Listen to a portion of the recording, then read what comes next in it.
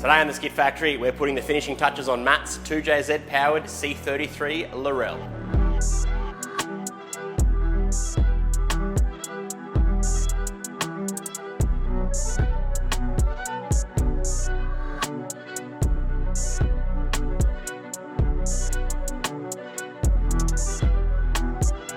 Welcome back to the JDM factory. This is our mate Matt's 1989 C33 Nissan Laurel. These vehicles were Nissan's answer to the medium range luxurious vehicle. They came with many different engine combinations, starting from RB20E, RB20 DET, and also RD28 in a diesel, both auto and manual.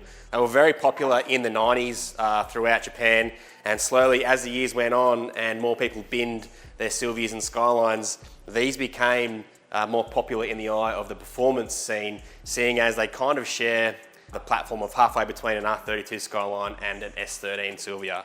So heaps of drift cars, people started putting SR20s in them, right through to engines like the JZ.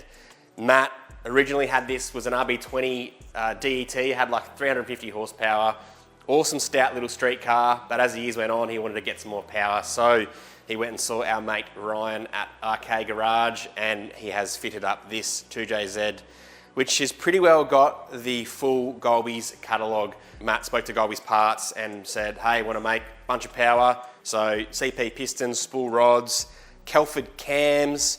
It is a Garrett G30 900 on the side there. The engine was actually built by our mate John Andrews. John is our resident engine builder who helps us out with a lot of stuff. And our mate Ryan from RK Garage has fitted it all up and done a bunch of awesome fabrication. The car presents so well. This colour is Millenium Jade. It's absolutely awesome to look at. I'm very stoked to have this in the shed and to be able to do the work for Matt. It's at the point where Ryan's done all the fabrication work and the car is ready to be wired. So we've got our hands on a Haltech Elite 2500 and also a PD16. So our job is to wire the car. We're going to get it up and running for Matt, and then we're going to go see our mate Kai at Night Family Motorsport to get it tuned.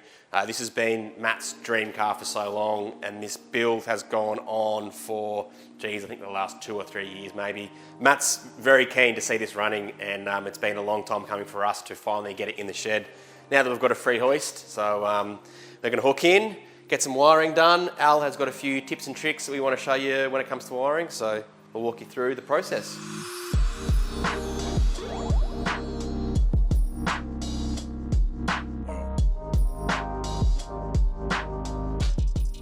You've probably noticed that we don't always film the wiring process on each car that we build, and sometimes that's just because it's pretty much the same as the last time we did it or the time before.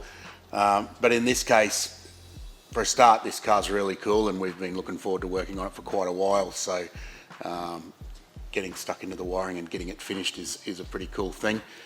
Fortunately for us, Ryan at RK Garage has done all the actual hard work and all I've got to do is wire it up. The process here, I suppose, is the difference with this and some of the other stuff that we don't film is we're going to use a different combination of Haltech products. Matt bought the Elite 2500 and other bits and pieces from Golby's a fair while ago because the car has been in the build for quite a while, which everyone can probably understand if you've ever tried to build a car and it takes a long time. But in this case, we've actually gone with adding a PD16 PDM to the 2500, which is very doable, and it has the benefit in this case of removing the fuse box that you get with your flying lead loom that comes with your 2500. That's going to have a lot of advantages in this case, which we'll go through. Haltech's made a video on this, which I've watched and picked up a few things. There's Scotty and Dave are on there showing you how to do it and why you do it. So that's worth a watch as well. We'll put a link for that, but we'll go through and we'll show you what's up. The other thing we've done is the wiring on these things is incredibly complicated and almost overdone. And that's not just a Nissan and not just the Laurel, it's pretty much all the Japanese cars back in the 90s. They are all very similarly overdone, let's just say that. So we have opened up this front wiring loom and I've removed everything that the car no longer has. And the main reason for that is just the bulk of it. it's huge. The loom was twice as thick as this when we started. So we've removed any wiring that doesn't have a place to plug into anymore. We've just removed it because half the stuff we don't even know what it is. Like it's a imported car with no documentation or anything. So simplifying the vehicle is probably a part of wiring.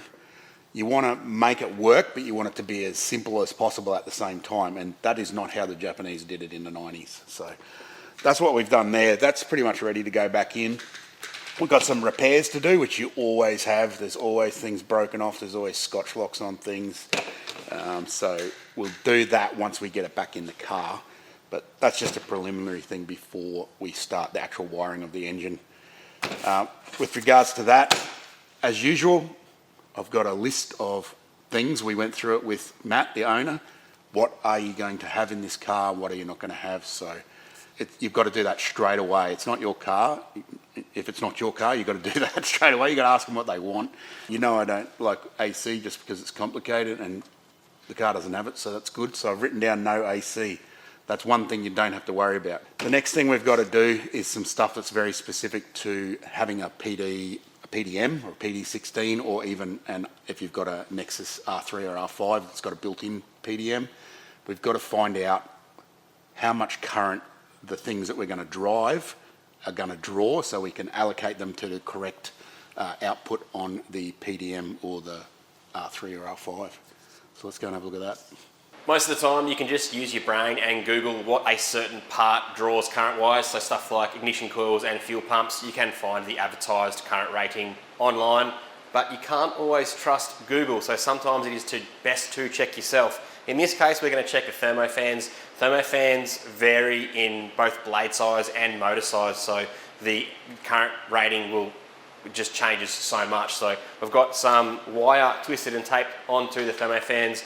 We've got a clamp meter. This is from Super Cheap Auto, very cheap. If you don't have one in your toolbox, I do recommend adding one to the list. So we're going to power these thermofans up with just a 12-volt battery, and then using the clamp meter over the top helps to turn the clamp meter on. So 13 amps at full throttle. But the thing with thermofans is they actually draw a lot of current on first startup. So watch this jump to, so that was 31 amps there on startup. So in the case of the PD16, there's a 25 amp output, which that 31 amp is going to trip that 25 amps. So with the PD16, you can actually variably control that so they slow start the thermofans so that those amps don't jump straight through the roof when they're first trying to start. Yeah, pro tip, add one to your toolbox. Now that we've tested the current draw of those fans, we know that we can then assign them to a single 25 amp output. Because we've only got 4 on the PD16, same with the Nexus R3 and R5, you've got to be sort of selective about what you use them for. They are for very high load stuff, not for just things that don't need it. You're just wasting them. So the other things we're going to use them for is just to power the entire system. That's one output, ignition, injection, etc. Another one is going to be, or the other two are going to be for the 2 fuel pumps in the back. Fuel pumps have a variable load, and in this case it's got a Walbro 525 in it, which is the biggest one you can get, and they draw a lot of current.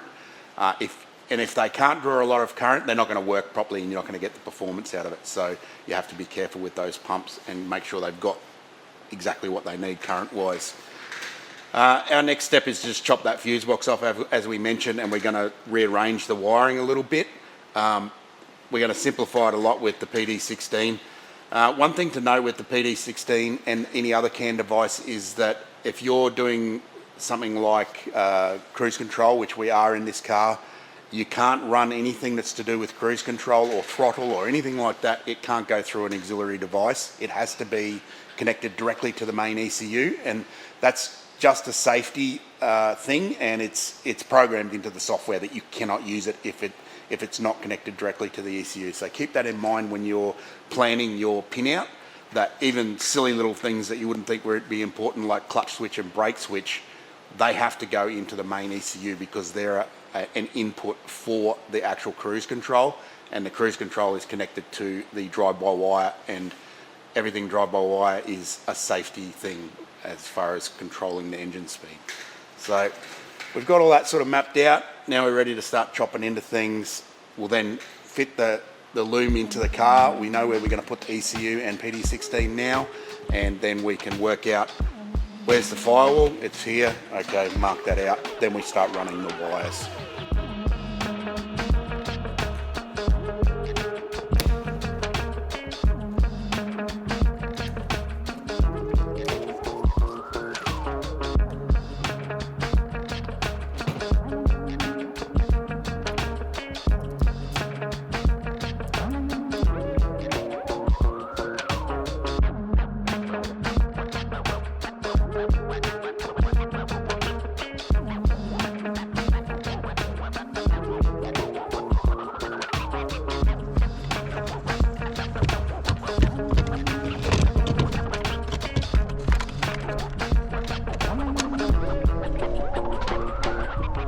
While Woody was bolting the ECU and PD16 in, I've been removing anything that we know we're not going to use out of this loom. It just declutters it. That's the way I like to do it. So everything that's left is going to get used. Now we can slot it into through the firewall, get some lengths, mark them up, and then start cutting things to length.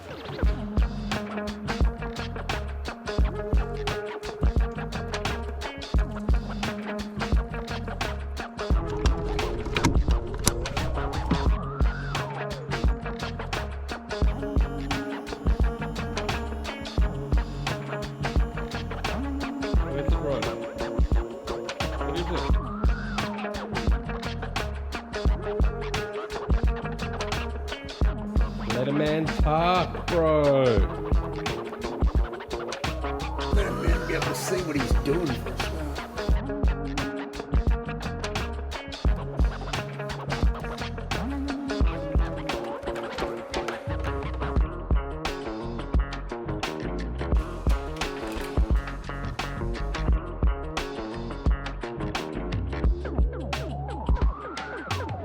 Got the trimmed down loom back out of the car and on the bench now, so now I'm going to work through terminating everything. There are other wires that we've got to add into the system, like branched out power wires for the injectors and that sort of thing. I'm using a bunch of different connectors, generic Deutsch stuff, a fair bit of, and then you've got your specific connectors for your injectors and your throttle pedal, throttle body, that sort of thing. You can get those from various places. Some of these are from Golby's. They have a lot of Toyota stuff in stock, and the rest of them are from Raceworks, where some of the other parts came from. So pretty readily available. You'd be surprised what you can get, even though it looks like some random thing that you've never seen before. You just got to sort of look in the right place.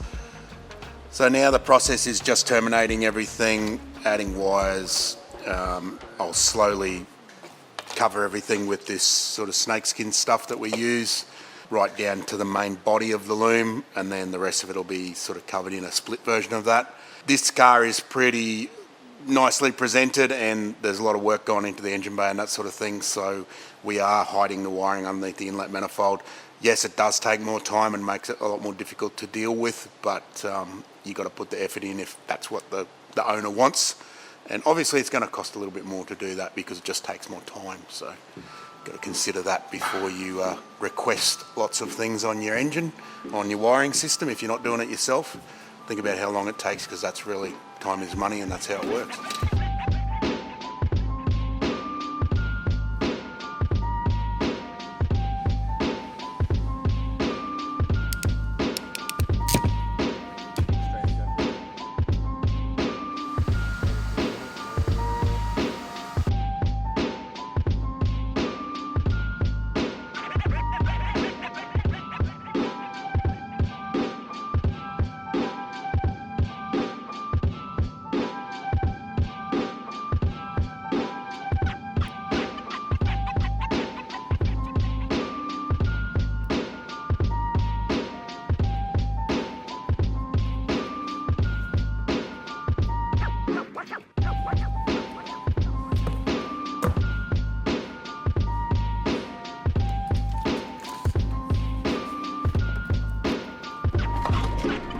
Uppercut him, bros. Uppercut him, bros.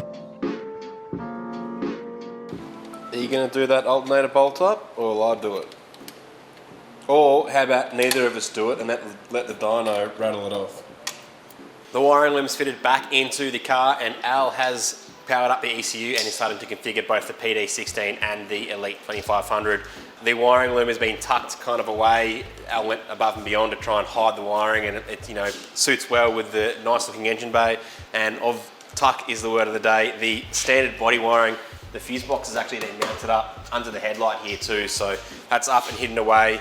Some jobs we did tick off the camera was battery cabling and some fuel pump wiring. So we've run some battery cabling from the boot. In the boot there's an Optima battery, also an Astra power steering pump and a surge tank. So in the back there we've ran power cables from the PD16 all the way back, as well as a power cable that runs all the way to the starter motor and powers a PD16 also.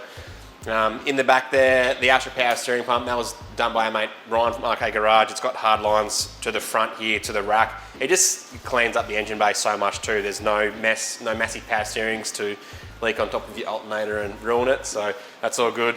Also, the Haltech IC7 dash has been mounted up using I think it was a Mako Motorsport cluster, and also the CAN keypad has been mounted up in front of the shifter there. So the shifter, it has got a number 6 on there. That is because it is a TR6060 and it's using a Nissan Engineering adapter kit and clutch and everything. So that actually uses a Toyota bell housing, and then it's got Nissan's adapter plate on there, and then the TR6060. Again, Ryan from Arcade Garage has mounted that with a custom crossmember, one-piece tail shaft down to the diff, which is an R200. And we have Matt, the owner here, ready to fire it up, and that's his one weakest link is probably the axles, but he did say that Nissan Engineering actually do a kit for, I think they're 350Z axles also. Al is configuring the ECU. We're getting very close to fire it up. Once we get it running, we've got the timing lights here ready to go, so set the timing, configure all the sensors, and then get the car running. High fives, drink some lemon squash, Yahoos, and then after that we go down and see Kai at Night Family Motorsport to throw it on the dyno, and then Kai works his magic fingers and gets some numbers out of it. Although the turbo is a bit too small, so maybe there's not going to be too many numbers there. What does a G30 make, Alan? What's the max there? Is it a 900? Too small. 900. Worked our way through setting up the ECU. It does take a bit of time, and basically it takes more time the more devices you've got and the more inputs and outputs you have. So an R5 is going to take a lot longer to set up than an Elite 550. So be prepared for that. We're in the mid-range here with the 2500 and the PDM, but I think we've got most of our way through it now. There's a couple little things we've got to sort out with Haltech, but that's fine. We can always ring them anytime. So I've just finished doing the injector dead time. So one of the key settings or figures you've got to put into the ECU so it can work out the correct injection timing is the flow rate of the injector, and also the dead time, as in the battery voltage versus fuel pressure and the amount of latency the injector has. They're important things to put in there. It is pretty tedious because you can have a huge table with a lot of detail in there, but the more information you put into the ECU, the better it's going to work, and the better it's going to work later on when you make tuning changes. So it's important to get these things set up straight up, and then the ECU will work its best. It has to have the right input for it to give the right output. So I think we've got most of it done now.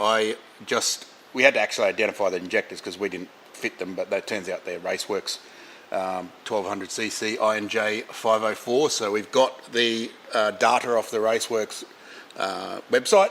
It's all published there.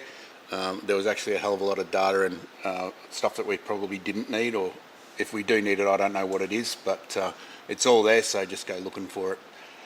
So I think we'll try and turn the injectors on now. We have given it a little fire up on some carby cleaner just to make sure that we've got everything in the right place, and we didn't. You always have the opportunity when you're running these in waste spark to get it 360 degrees out in the timing, and then after it starts and swaps over to full sequential, then it doesn't run anymore. So you've got to go through that sort of process to make sure that you've got it on the right half of the cycle. So we think we're good to go now. We'll turn the injectors on and hit the start button and see if it'll fire up. Are you good? Yeah. You all right?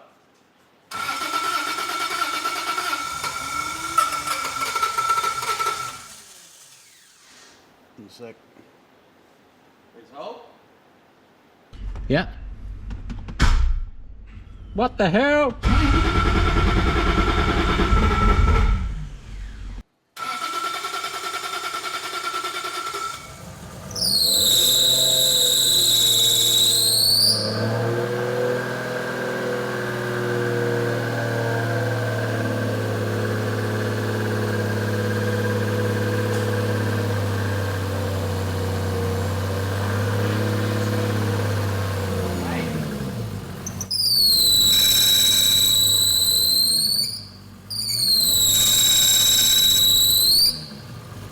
Man, that kills my ears, eh?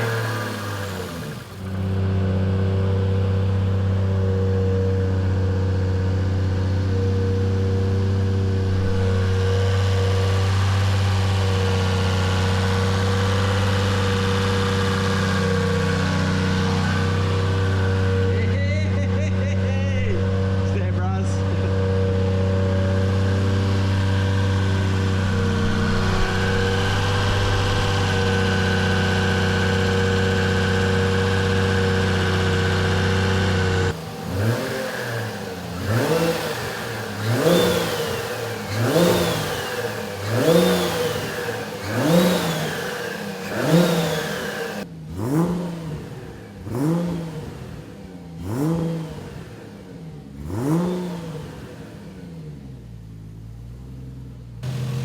I reckon that sounds good, eh? Sounds good. The JZ, they always sound good. Oh, righto. There's no barra though. It's not a Barra, so it sounds good. Ah. How good's that manual tensioner though? No. You can just stand there like that on the dyno. We did plan for this project to be a little bit longer. We wanted to wire the car, get it running, then go and see Kai to get it tuned, and then go to a track and condense it into one episode. But unfortunately, in the YouTube world, not everything goes to plan. So the car is running now. There's still a bunch of stuff to get done. We still need to finish off the wiring. There's body wiring that needs to get done. Al needs to sort out a few things with the Haltech. And Kai is a very busy man, and we respect that. So we're going to get the car tuned at a date that when we can get it in, and then Matt, the owner, does plan to use the car as much as he can, get down to the track. So if you want to know more about the car, Matt has set up an Instagram page, which I'm going to give a shout out. There's a link in the description or right here. Officer Please is the page. So there's a bunch of history on the car before and in its current form. So check out that. Also check out our mate Ryan at RK Garage, who has pretty well assembled this car and the engine bay. Ryan's our good mate and he's a top bloke, so check him out too. Before we bail out, we've got a bunch of merchandise of old stock that we want to move, and because Christmas is coming, we're doing you guys some deals. So any 2 shirts that you purchase, we'll throw in a free shirt and a free sticker. So buy something for your mates maybe for Christmas, maybe buy something for yourself, or if your missus is watching, www.theskidfactory.com, you'll find all of our merchandise there, so get on that. Also, one last thing, we work with a lot of cool companies on the show, and we've got a lot of mates with some cool businesses, and one of those is our mate Luke at Noosa Radiators, who's taken over from Oldcock. He is expanding the business and looking for new employees and apprentices, someone who wants a career change, who's a team player and is keen to actually work hard and enjoy the scene for what it is, not someone who's just clock watching and wanting to bail out at 4:20. So if you're keen on a career change up on the coast, I'm going to leave some details in the description for our mate Luke at Noosa Radiators. It's an awesome workshop. It's a great scene to work for, great crew of guys, so jump on board. And that is our mate Luke. He's an absolute legend. So there you go. He's calling Al now to say, hey man, thanks for the shout out. Righto, so thanks for watching, homies. This is such a special car and stoked to do a job for our mate Matt. And also, you know, it's good to have a bit of a different vehicle in the shed rather than barra powered cars, or what else have we been doing recently? I don't know. We've got this thing too coming up. That's you may recognise that.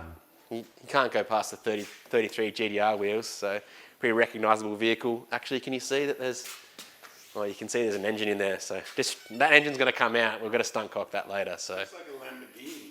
it has got Lamborghini parts on it. That's going to be my thumbnail idea. Lamborghini parts on the Skid Factory. Righto, thanks for watching. See you guys next week. Don't forget merchandise. If you want a good job, Noosa Radios, check them out. And thanks for watching. See you, dudes.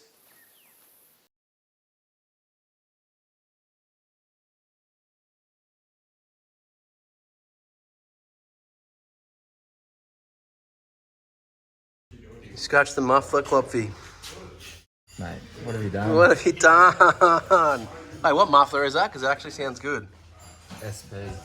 SP, is it Aussie one or something, isn't it? Yeah, Aussie made. Oh, look at that mark there. Oh, this focus is killing me. Nice. Nice one, Matt. And the oval pipe all the way through for extra drift car clearance. Nice. Good work, Klomp. I like it. Not bad. You done good, donkey. You done good. Had my wiring go, Klopfy. You like that? The battery cables. Oh, no. Oh, it's loose. Oh, damn it. Are you stoked, Matt, or what? So stoked. Right on. Been a long time. How long's it been since it was RB20? 3 years. Damn. And then when did you finish it up, Klopfy? What was it, March, April? Yeah. Damn. Good to get running. Congrats, brother. Cheers. Came for the dyno, no worries. That's what we do. We leave you in the lurch for 6 months and then call you on Monday morning and say, hey, can we come pick that car up? Yeah, it's all done. She's running. Yeah, sweet. Oh, a week's not too bad, Al. That was good. I reckon you did a good job. I mean, we did a good job, not you. You haven't finished anything either. What are you talking about? Hey? You're in charge of body wiring. Oh, righto. What do you reckon, Rog? Rojo. I mentioned merchandise before, and Al and I just had a discussion, so we decided to do a giveaway. Now, I can't afford to buy a Ranger and give it away, so if you want that, you're going to have to hit up Macca. But what I can afford to do is give away a few little goodies. We've got some random stuff here. Bars, Bugs, Windscreen Concentrate, SAS boost gauge. How about a Go Fast Bits boost gauge? What about a Raceworks 4-inch pod filter? Maybe this Raceworks washer bottle that's been sitting on the shelf. It's a little bit dusty and mouldy, but it's been signed by us personally. We're going to put this stuff in random orders. There's heaps of stuff. Tool Pro hex key kits. So every random order, we're just going to send them out. You might have to spend $10, you might have to spend $50, whatever. We're just going to ship them out as we go. So get your orders in. There's a QR code here if you watch on your TV. Give that a scan. If not, click this other video to watch some more Skid Factory content. Thanks for watching. See you homies next time.